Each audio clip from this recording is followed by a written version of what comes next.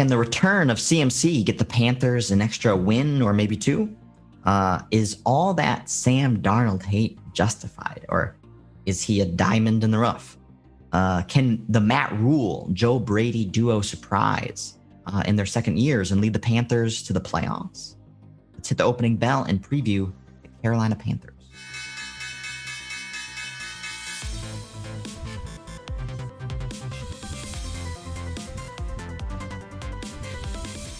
Welcome, Kings, to this edition of the Not Your Daddy's Sports Betting Podcast and Stream presented by SportfolioKings, the future of plus EV sports betting research, where we leverage fundamental handicapping, data science, and Wall Street-style portfolio management principles to help make you a sharper, more informed bettor.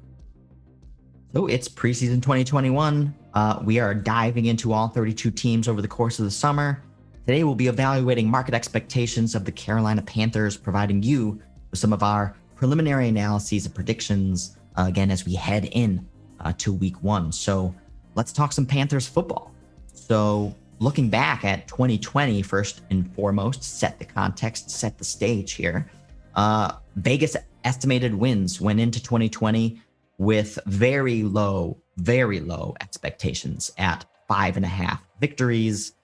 We leaned to the under, even though we are bullish on the Panthers long term, especially with ownership. David Tepper, one of my favorite owners, personal role model, runs one of the most successful hedge funds out there, Appaloosa Capital, and has performed amazingly over the last 15 years.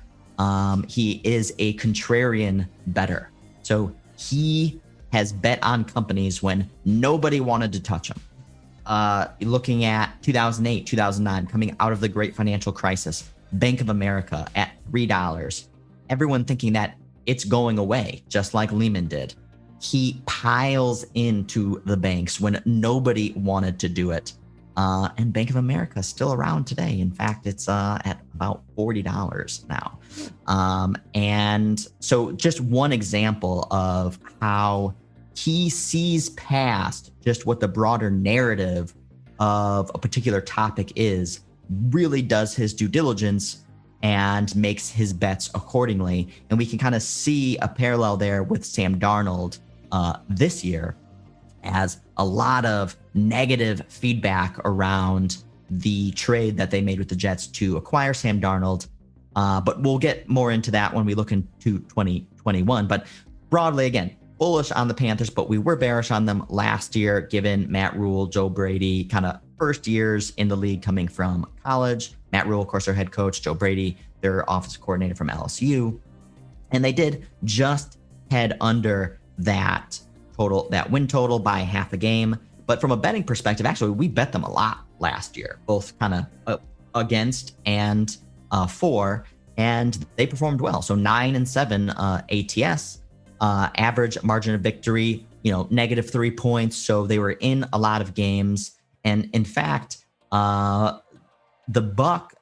Panthers were actually in almost every game. So they had the second most one-score games, but just performed miserably in those one-score games. So we're never able to kind of close the deal. And I think one game that kind of really epitomizes that conclusion, if our audience remembers, is the Kansas City Chiefs game. So Panthers performed awesome in that game. I think we're actually beating the Chiefs by double digits early on. And then, of course, obviously the Chiefs were one of the best teams in the league. We're able to mount a comeback, and the Panthers had a struggling defense. But, again, these are the types of signs that you want to see from a team as they can continue to build and capitalize on these types of performances. And and when we get into some of the changes that they made this year, we'll see if we think that they can. But basically, that was kind of the broader kind of narrative around the Panthers last year, is they were in a lot of games, they performed competitively, and they just could not close the deal, just didn't have the right talent. and necessarily maybe not, the right type of coaching in those end of game kind of scenarios. Again, rookie head coach, rookie offensive coordinator. Now that they're going to be in those second years. So how are you thinking about kind of your thoughts around the Panthers last year? Yeah, to that point, reading up on some Teddy Bridgewater quotes, so he was supposed to be the heir apparent from Cam Newton, and he got traded to Denver because he just didn't perform up to snuff, or they didn't believe in him as their future quarterback. And he basically outed Joe Brady and Matt Rhule and said something to the tune of, we didn't really practice red zone offense or the 2-minute drill very much. And that it makes complete sense in hindsight now why this team struggled late in games to pull out, single score type victories, is they weren't really prepped to do so. And I think you have to give context as to why that might be true. Matt Rhule and Joe Brady came from college during COVID. I think if I remember correctly, like Matt Rhule didn't meet his team until like August. Like he didn't like in person. He didn't even know any of the faces. So I mean, from that perspective, these coaches in particular, I think, had a lot of work ahead of them, and with no offseason. I mean, so to give them kind of like a mulligan on last season, I think, if you're Joe Brady, if you're Matt Rhule, you do not have the time or the resources to focus on making sure your red zone scheme is like dynamite. I need to get my players to know how to run the offense via Zoom. That's what they had to do.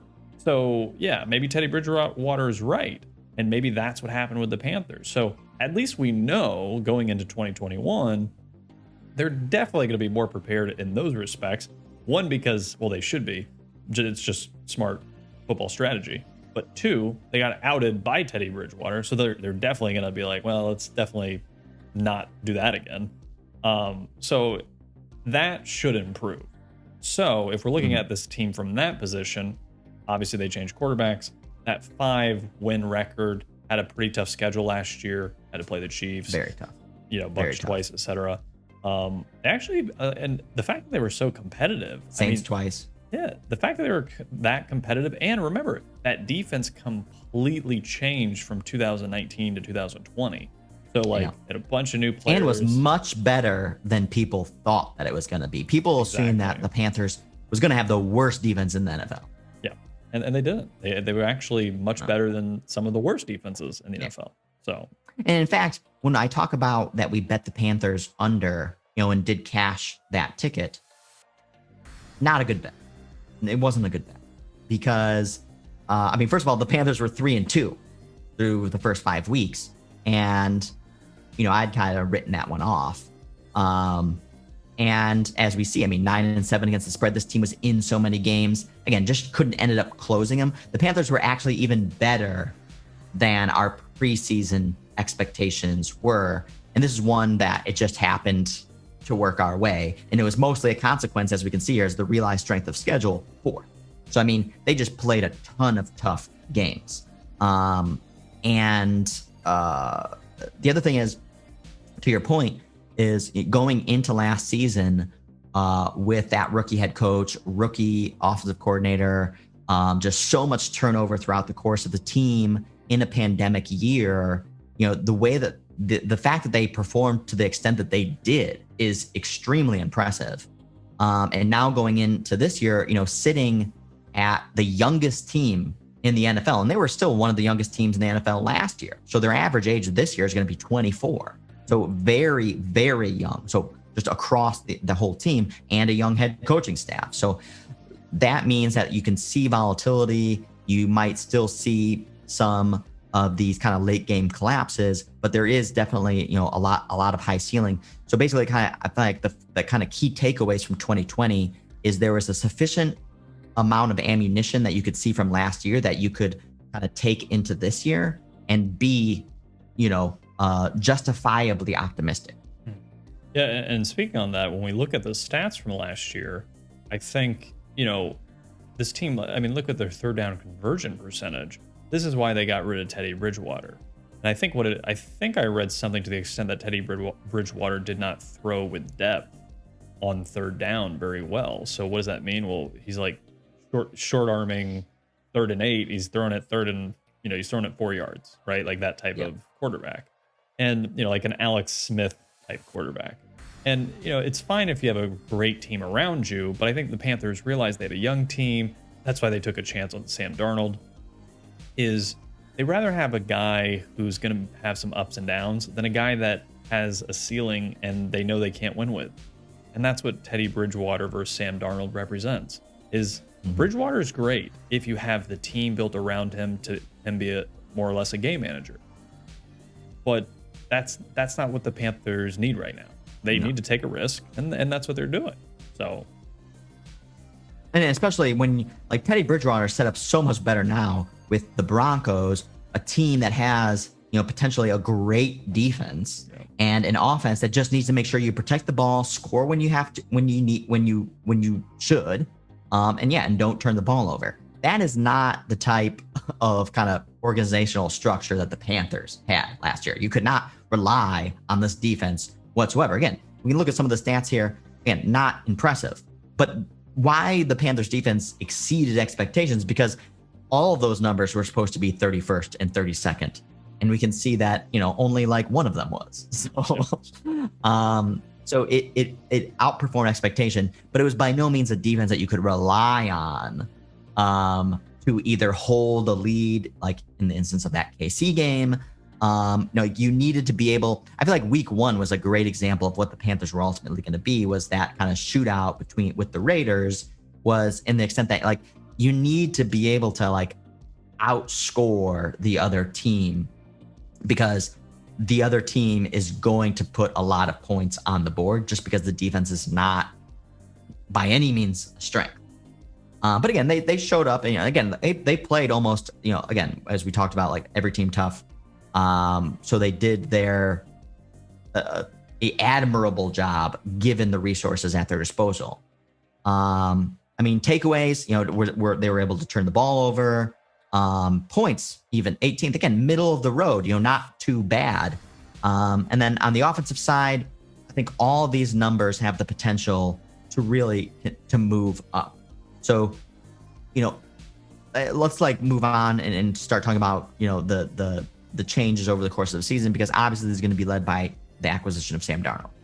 And, again, there's a lot of haters out there for Sam Darnold. And I think we are in the truther camp. Now, it's hard to justify that with any sort of numbers, statistics, or any sort of analytics, because they're pretty much all which is terrible. Ironic, because Mr. Analytics hedge fund manager signed off on Sam Darnold. So what does that tell you? And this is the thing, is because when you're thinking about sports, again, you cannot evaluate anything through one particular silo. It has to be this overall approach, because, and this is why I love kind of bringing the Sam Darnold acquisition to his investment in Bank of America, because when you look at the statistics of Bank of America, you're not touching it. There's nothing that says that it's going to have any other outcome that is different than Lehman Brothers at that point in time in history, given its balance sheet, etc. The thing is you had to have a bigger picture. What else can possibly change?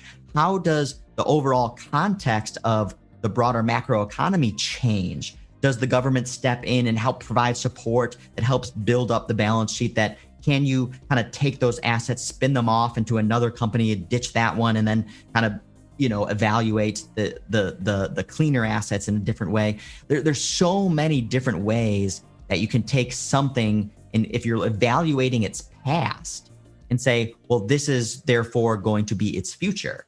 No. How do we change its future? You change its future by moving the pieces around. That's exactly what the Panthers have done with Sam Darnold. You took Sam Darnold from one of the worst positions possible, with one of the worst head coaching staffs, a toxic culture, and with wide receivers that were always injured or not present at all. So like Braxton Berrios was like one of the most potent weapons that Sam Darnold had at his disposal the last couple of years. Again, and also behind a questionable offensive line. And again, bad coaching, like bad, terrible coaching. Many people would say that, Gase was one of the worst coaches in the league. Probably of all time. He's probably up on that list. Of all time. Not to be hyperbolic. I'm just saying, like, legit, like him, Hugh Jackson, like, there's a couple of them that are just no like, adjustments whatsoever. Yeah. Wasn't Nate McMillan a head coach? Something like that. And also, I mean, always put Sam Darnold in that Jets offense behind, just setting him off from behind right off the gate. So in Sam Gase's couple years as Jets head coach, I mean, the point differential just in the first quarter was like in excess of 200 points negative. So just right away, just constantly having to fight from behind right off the bat. And so again, our bullishness on Sam Darnold is hard to justify by evaluating past statistical performances.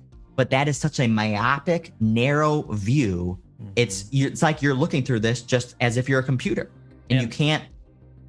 And I'm going to add to that. So I agree with you. I am also part of the Sam Darnold Truther Club. Maybe we'll start an NFT out of this. Kidding. Half kidding. Is, the thing about Sam Darnold that no one seems to want to bring up is he came out of college. He was young when he came to the NFL. And he came out when he was, a junior? So he's only 24. He's younger than Joe Burrow. He's only 24 years old. He's a year older than Justin Fields. And to give you a little more context, Mr. Ryan Tannehill, who played under Adam Gase and was then kicked out of the Dolphins for some reason, is, his first year in the NFL, he had a 58% completion percentage. His second year in the NFL, he had a 60% completion percentage. And that was when he was 24 and 25 years old. Sam Darnold's going to be 24 this year. And Sam Darnold has already thrown over 60% completion percentage in his second year. So why I'm talking about this, and in those years, he had Adam Gase as his head coach. He was a literal kid at 21 entering the NFL. And in a terrible organization, terribly set up. So, I mean, and he got mono. Last year he was injured. Like, nothing has gone right for Sam to really even, for anybody to know if he's actually decent or has the upside to be good. And he's still a kid. I mean, this in essence could be his rookie season, but with 3 years of NFL experience. Yeah, exactly. And the other thing is, if we remember too, anytime Sam Darnold wasn't at quarterback, that Jets offense could not do anything. All time bad. Yeah. Like miserable. Remember, it was week 2 of 2019, I think, was it when they were playing the Browns, and the market was just like, as soon as they heard Sam Darnold wasn't going to play that game, I believe that like everyone bet the Browns because they're like, oh, well, it's a slam dunk, and it was. Browns destroyed them. But it was like that scenario where like Sam Darnold was the linchpin between being a 30th ranked offense and being an offense that it doesn't matter the number, you bet against them. Yeah. 100%. It did, like, the number didn't matter. It was just like, well, the Browns they're -4, -7, -10, -14. Just take it. And then it all cashed because that's how putrid the offense was without Sam Darnold. I mean, that's actually a very good point, Brett. Like, I think that's kind of lost in the shuffle is like, 30th ranked offense, but what would they have been if it was Luke Falk or whatever these backups were? I mean, all-time bad. Yeah, Flacco. 10 points a game? Yeah, so now you bring him into a much more favorable position with real weapons. Again, still not a great offensive line, but he's used to that. And also, Matt Rhule and Joe Brady have talked about trying to have, that this offensive structure is going to be designed to try to play into the strengths of Sam Darnold, which specifically the Jets had no interest in doing. So they're going to move Sam Darnold around more so in the pocket. He's certainly, mobile enough. By no means is he some sort of statue type quarterback in the pocket. And I mean, again, now you got, CMC coming out of the backfield, of course. You have, Robbie Anderson, who he already was able to demonstrate some chemistry with in the past. The thing is, Robbie Anderson couldn't stay on the field when he was on the Jets. And also, bringing in another rookie wide receiver, Marshall from LSU, who he has, some of that chemistry also with Joe Brady. So Joe Brady knows how to really leverage him. So we know Marshall, he was behind Jefferson and Jamar Chase at LSU. Chase opted out of 2020. And so that gave Marshall really the platform to really excel. And he did it by all means. He had over 700 yards, 10 touchdowns last year in only a handful of games with LSU. So, putting him on par, with a worse quarterback situation at LSU. He didn't have Joe Burrow throwing him touchdowns. He had like 2 or 3 different quarterbacks in a rotation at LSU, and was still able to, showcase his talents last year. So I'm definitely bullish on him. And so, you have like a nice kind of set of weapons for Darnold to really be able to showcase, his talents now kind of moving forward. And then they also have improved, again, a defense that already overachieved, again, market expectations last year. Again, AJ Boye, didn't have a great 2020, missed several games. I think he was suspended. But, so you got the first round draft pick, JC Horn, now plus with AJ Boye. That provides, some nice added depth at minimum in that secondary. Yeah, I agree. And, Chris McCaffrey coming back, that takes a lot of pressure off Sam and that offensive line, because you can really, screen pass can really help that, those types of swing passes can keep a defensive front honest as well. So I don't know. This offense could have a lot of upside this season as well. A lot of upside. And again, now a full off season. Again, what we talk about, especially when you have college head coach, college offensive coordinator coming in with a bunch of turnover in one of the youngest teams in the league, that's just not set up for success. Yeah, they still outperformed last year, kind of, again, on a game-to-game basis, and especially from a spread perspective. So this year, you can take that momentum, and now you have better defense, a better offense with a quarterback with a higher ceiling that you can really leverage and take the top off the defenses with Sam Darnold's arm. This sets up to be very, very attractive. I agree. So let's look at the schedule and see how attractive it might actually be. If we're looking at it, they start the season playing the Jets. Count me in there. I don't know. Revenge game. Yeah, definitely a revenge game. Saints, like we talked about, I think Saints could have a down year. We have Texans, Cowboys, Eagles, Vikings, Giants. The opening stretch, Panthers might look pretty good.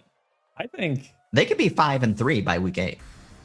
And then they play what? Patriots, Washington, Dolphins, Falcons again, Bills. Their toughest second half of the season is definitely more difficult. Yeah. So I think this team is going to surprise people. They're going to look good early. Sam Darnold hype train's going to get rolling, and if you want to fade them, it's later in the season. So yeah, no, but the thing is too, I feel like they're playing. Like I want to play the Bucks week 18 because if the Bucks are yeah, it could be a gimme game. Again, that's like one of their worst spreads on the screen because you're probably playing in Tampa against the Bucks.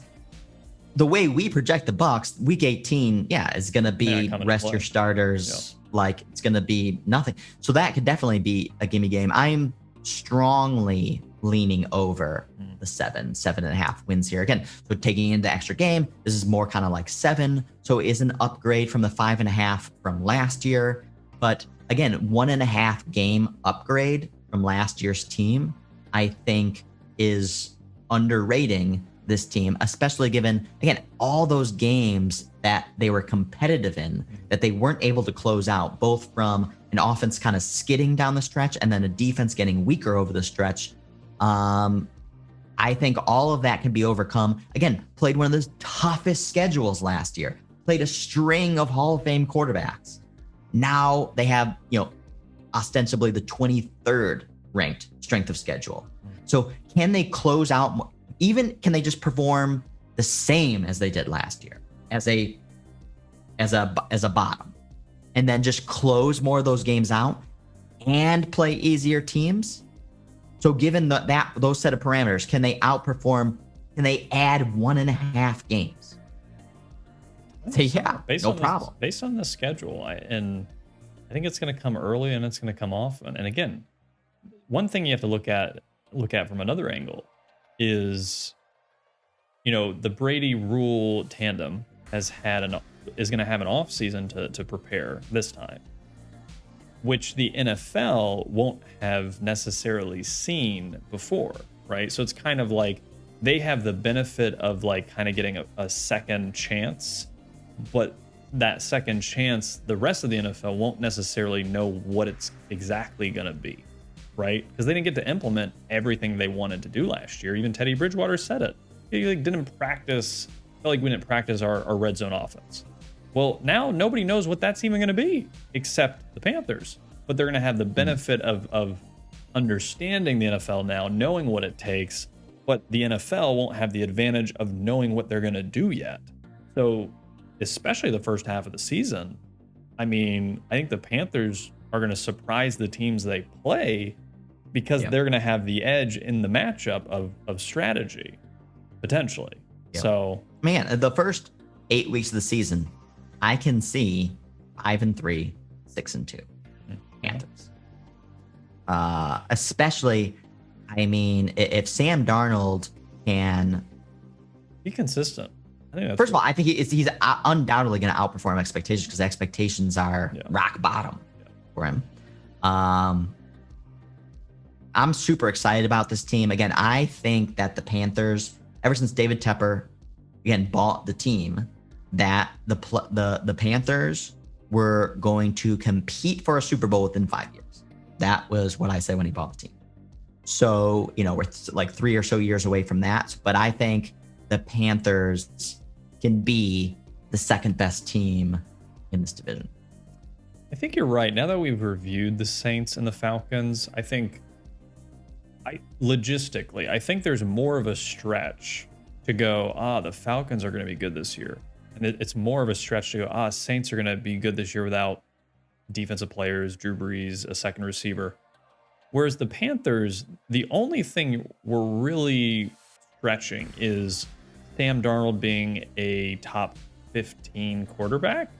Like and I'm talking about Panthers being good, not just like getting over the hump and 8 wins, maybe having a chance to make the playoffs. But if Sam Darnold hits that threshold of like potential and hits a kind of like being top 16 quarterback in the NFL, this Panthers team might actually be like playoff good. And I don't think they're going to win the Super Bowl or anything, but from a team that could win a playoff game. And that would be a huge step. And I think the schedule sets up for them to be in position to potentially do that. I think they'll need some breaks to go their way with other teams. But if Darnold, it's going to come down to Darnold. If he plays average, slightly better than average versus the NFL expectation of average QBs, Panthers could hit 9-10 wins, sneak into the playoffs. Absolutely. In fact, from the previews that we've done so far, this is so far probably my highest conviction over is over this 7.5 wins here. I have a little more conviction on the Vikings because I feel like I have a stronger pulse on what that team is and is going to be. But this number obviously is a little better and the schedule's a little easier. So from that standpoint, I agree with you. It's just, Sam Darnold could actually just not be very good and then thus could steal a win or two away from this. But it's definitely always possible. But I believe the offensive line is going to be an issue. But again, that's something that Darnold is not unfamiliar with. Yeah. And I think that, Matt Rhule, Joe Brady can try to, again, scheme around having a weaker offensive line. Yeah, I mean, if Sam Darnold can just try to, avoid some of the silly turnovers that he's been known to commit, and really get the best out of the weapons at his disposal, which again, this is by far the best situation he's ever been in since USC. Everything is set up for him to perform above expectation, I think, and I think that will happen again. And I think the defense again has meaningfully improved. And remember, look at this schedule one more time. Look at his first 5 weeks. Look at the defenses he's playing: Jets, Saints, Texans, Cowboys, Eagles. And the Saints defense is going to be the toughest one. I mean, and we think they're going to be downgraded. They're going to be year. So, downgraded. Yeah. I mean, he's really got. I mean, he could really step on the right foot to start the season, and hopefully, for his own sake, let's say, hope that he can, put it together for a full season. So right. Yeah, I guess my only concern with Sam Darnold, I guess, is just his mentality. Mm-hmm. So I don't know how mentally resilient he is. I think so that could come into play. I think that is kind of the biggest risk to my broader kind of macro thesis on Sam Darnold is just, the whole like, seeing ghosts type comment he made a couple of years ago, like, and I know he was recorded that kind of like, that wasn't expected. But, just that type of, getting mono, it just seems like so random. What kind of positions is he putting himself in? Like, I don't. I think you get mono just by like sipping on a cup someone drank. So I don't know what that is, but I get what you're saying, and making out with a bunch of girls in Soho. But what I would say, then I can't fault him for that. He's from USC, California, but. I think with the Sam Darnold seeing ghosts thing is, I think we can attribute it to he's a kid. Like, he's turning 20. And part of the thing I think people forget, especially with QB, is like, being 22, 23, trying to like understand these like sophisticated concepts like built by Bill Belichick. Like, are you freaking kidding me? Like, there's you have no chance. Like, you're just, and like, so Adam Gase is your coach. Like just think about a situation where like you're completely set up to fail. I'm a kid. I don't know anything yet. Like, teach me, coach. I'm an idiot. Like, that's what he experienced. So like, yeah, he sucked. His whole team sucked. His organization sucked. His coach sucked. So like, he had nothing to gain in that situation other than just to like exist. So I think now this year is obviously going to be the one that really tells us, can he live up to his upside? And he's still young. Quarterbacks play for 15, 20 years. Ryan Tannehill, Dolphin fans completely abandoned him. They thought he was trash. He gave up, not realizing it was partially an Adam Gase situation thing. Goes to Tennessee. He's their starting quarterback for however, it looks like forever at this point. Like, until he wants to stop, like, that's how well he's been playing. So, and again, his first 2 years in the NFL, he was throwing under 60%, same as Sam Darnold. So, there's a lot of upside. Obviously, the Panthers see it. So, I'm about that life. Yeah.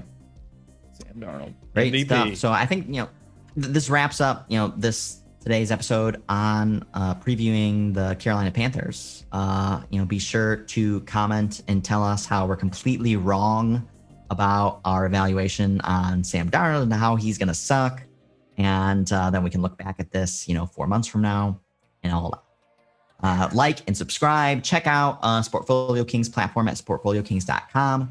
Market-oriented research coming out. We're going to have a custom market signals dashboard to help you kind of make sharper, more informed bets over the course of the season. We're also going to be providing our own in-house managed portfolios on a week-to-week basis, showing you and demonstrating how we're using our tools to make sharper bets. And we'll be providing those picks and those portfolio allocations, evaluating performance on a week-to-week basis, all for free to all subscribers all season long and forever. So like we said, this is not your daddy's sports betting. This is a new, fresh perspective on evaluating the sports betting market. So let's get out there. Let's get prepped to take your bookies to the woodshed this season. And of course, king me.